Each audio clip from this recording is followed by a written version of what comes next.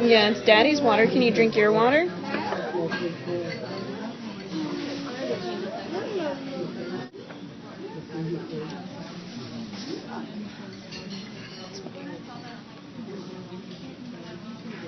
It looks like a...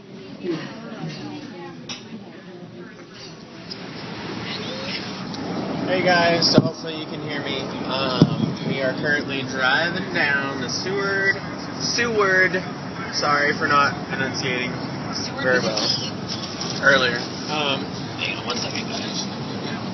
Okay, so driving down the Seward Highway, and we are coming up on, what is this? It's Rabbit Creek over there. Oh yeah, Rabbit Creek is off to the left. Rabbit Creek, there's the bridge dock thing I was talking to you guys about. Tracks. Fun fact, when I worked for the railroad, I was on the nose of an engine going down these tracks this way, that way, and looking out at the water, and it was amazing. And that was probably my favorite moment working for the railroad, was being able to ride on like the very front of a train on an engine and just go, and it was awesome. And it makes me want, like, I'm king of the world! Right? And it makes me want like a car that I can put a top down on. Anyway, so we have Potter's Marsh. That's what that is. Oh yeah, Potter's Marsh is the like wetlands over here. And then this is this Hillside? It's Rabbit Creek, which is Rabbit Creek. where elite. Lots of houses. Very, very nice house. We stopped at a donut place. Yum yum yum. They're so good. Oh my god. This is a mixed berry fritter. There's a couple of red velvet cake donuts for Aaron, and some donut holes. I already ate mine. There's a Bavarian cream maple. Oh, so good. It was our first time eating here. Well, my first time in a while, Aaron's first time ever. But yeah, so this is it. We'll get some more footage as we get going. But for now, we'll leave you guys with this. Bye. Hey guys, so ouch. If we can focus, that's actually a really cool shot. I like that. Okay, so this out here, this mud that you see with the water on top of it, these are mud flats. Glacial silt. And yeah, it's glacial silt that has like built up, but it's not mud, and it's incredibly dangerous. When the tide comes in, you can't see any of it at all. And that's what makes it so dangerous, because it's so saturated with water. It's like Alaskan quicksand, but worse, because it will actually suck you down, especially the more you struggle.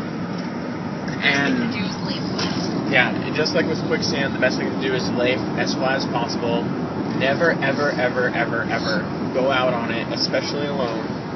I mean, you can Google mud flat rescues in Alaska or whatever, and read stories about it. They have to bring in fire crews and blast fire hose water around you to be able to break you out of the mud, because they have to like clear it out with high pressure water just to be able to pull you out. People have literally been torn in half. Yep. There are stories of people being unfortunately torn in half because of trying to get pulled out, but the suction is so great. And the pressure is so great around their body when they're inside the mud that there's no way to get them out without breaking that seal. And the tide comes in here super fast. Like, when it starts coming in, it's in. And frickin' that would be another cause of people who die on the mudflats. It's because they go out there, they get stuck, and either nobody knows, they don't have a way to call for help, or no one there's around, and the tide comes in and they drown. So it's really unfortunate. So if you ever visit Alaska, don't go on the mudflats. I would say the only time I will allow it is if you're with a group of people, you all know what's going on, you have a phone that has a signal, and you maybe wear, like, snowshoes. So you have, like, you spread your weight around a little bit better on a netting rather than just, like, on your legs and your feet. So anyway, that's our tip for travel in Alaska and not dying here. Woohoo! There are many, many other tips because Alaska is kind of crazy, but it's awesome. So here's some more mountains. Bless you. And some more mountains right next to the road. And some clouds. And some rain. I haven't seen any goats yet. And yeah. Dumb sheep. So here we go. Oh, that's a lot brighter. Here we go. Here's some mountain. And cracked windshield. Oh, by the way, this is a dirty chai, which for those of you who don't know, a dirty chai is a chai tea, but it has shots of espresso in it. So I have 3 shots because that's what it takes now. And there's an orange peel blended up with it, which is something new. The last time we went to a certain coffee shop and got our drinks, I got the same thing that I always get is a dirty chai. But I had to leave the store with the boys a little earlier than them starting to drink. And they asked Aaron, did we want orange syrup in it or an actual orange blended? And it all stemmed from wanting an orange coffee drink because... no, we'll stop on the way back. The orange spiced iced coffee was really good the last time I tried it, but I didn't want all the stuff taking up space that I couldn't have. And I was like, hey, if I ask for orange, they'll put orange syrup or something in there, and it'll be really good. And then they blended an orange slice with it, and it's amazing. I don't suggest it for people who don't really like zest or orange peel, because it's definitely there. But I love the flavor from orange zest, and my mouth is watering now, even though I just took a drink. And it's so good. And Aaron got, what did you get? A chai with caramel and chocolate syrup. Chai with caramel and chocolate syrup. It is so good. So yummy. It's like heaven in a cup. Nah. Seriously. Okay, so I think this is another short video clip from our drive. And we will see you guys in probably another 5 minutes. And, like I said, we'll see you guys shortly, and we will, because there's a train right there, and I can't zoom with my phone camera. Oh, yeah. Because that looks like the DMU. Yep. Okay, so this rail car on the back here, this is a DMU. I don't remember what it's called, or what it stands for. It's like Directed Movement Unit something.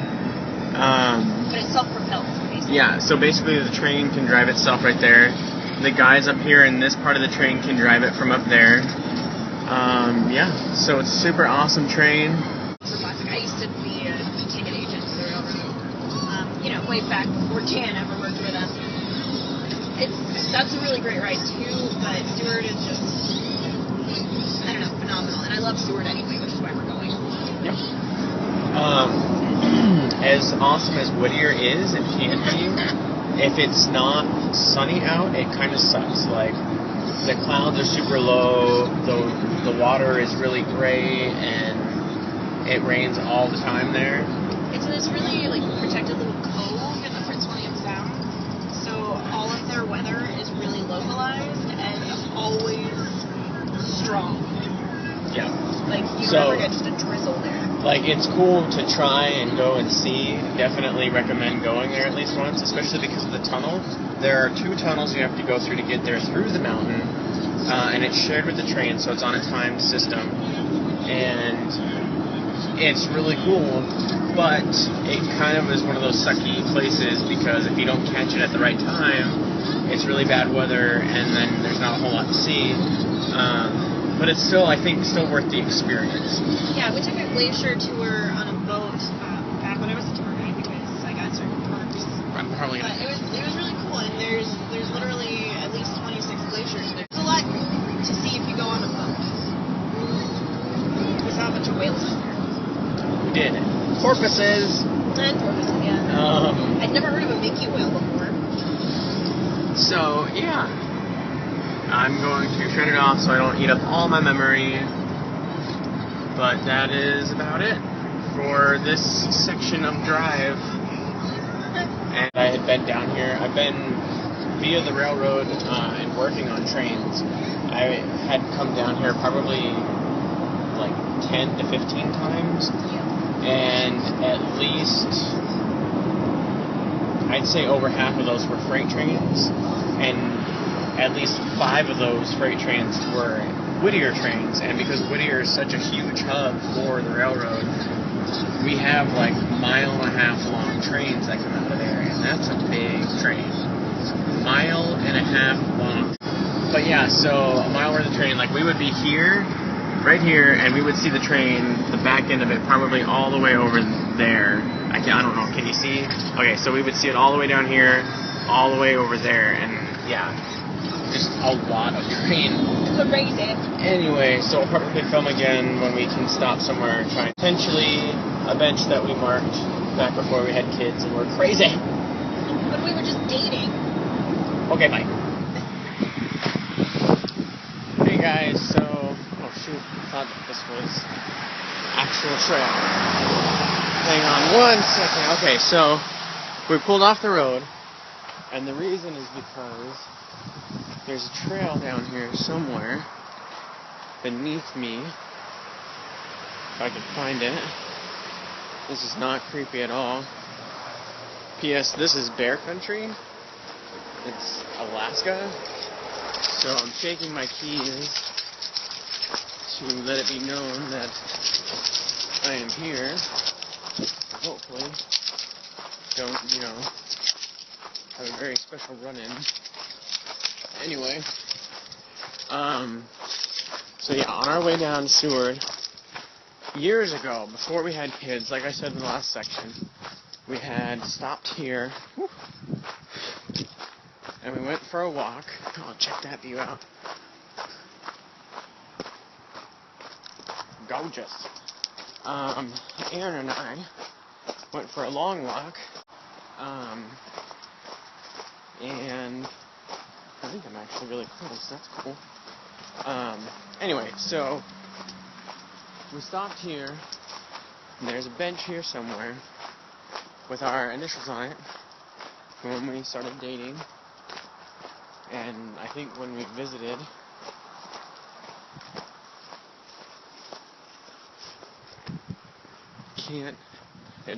isn't the bench. It's probably a little further down. I know that there's a waterfall somewhere. But yeah, so I believe this is the coastal trail still. And actually probably not. I think the coastal trail ends with town. So here's a bench. This may or may not be it. I don't know. But we're about to find out. So that's TK. Oh, there it is! You see that? D and E. Forever. What is... Okay. Forever and ever, babe. Yes! Oh my gosh, that's it right there. Okay. I don't know if you guys got all that. So, D and E. Forever and ever, babe. We did that. Yeah, so I'm gonna get a picture of that real quick and go back up and join my family at the car. 1 second. Okay, so hopefully you guys can still hear me.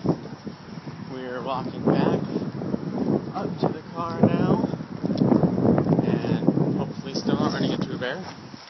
Railroad tracks, mountains, water. Woohoo! If the mud flats weren't right there, I would try to skip a rock, because a lot of these are great for skipping rocks, but the water isn't anywhere near me, and I know from personal experience not to go near the tracks when you don't have a radio and know if they're coming, because oh, check that out, there it is.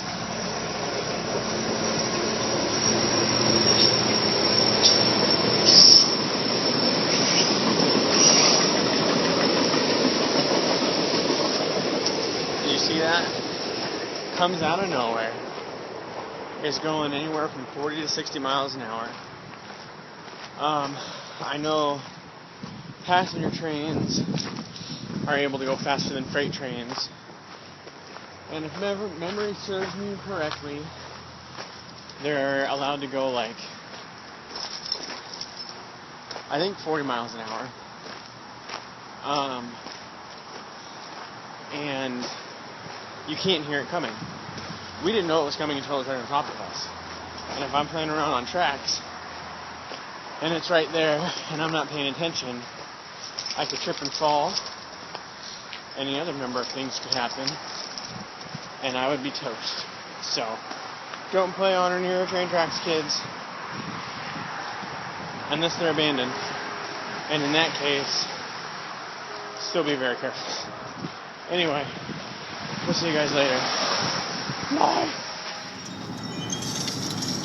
Check out the mountains. Look at pretty. Look at the sun.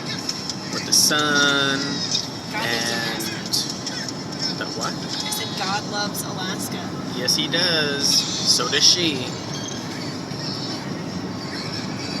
So awesome. And there's still clouds. The sun isn't really out anymore. Pit stops. Check this out. Have you ever been this close to a mountain, everyone? If not, you're welcome. And if you climbed it right now, obviously you would be climbing into the clouds. Just another day in Alaska. Ability to go do it. There is a path here called, I think, Devil's Peak, or something like that, and it goes up one of these mountains. I think actually over here somewhere, and it goes way up high, and like all you do is just go in and out of the ridges and stuff like that, all the way up this giant path. I did it a few years ago, and it was a lot of fun. So like 7 years ago, whatever. When we were dating. But it was a lot of fun, and I can definitely see doing it again before we just move out of the state. So, anyway. I didn't get to because I was working. Okay, let's probably take the other one.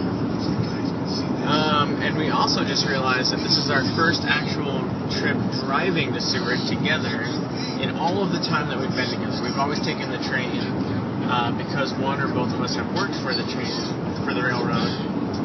So we were able to do that for free.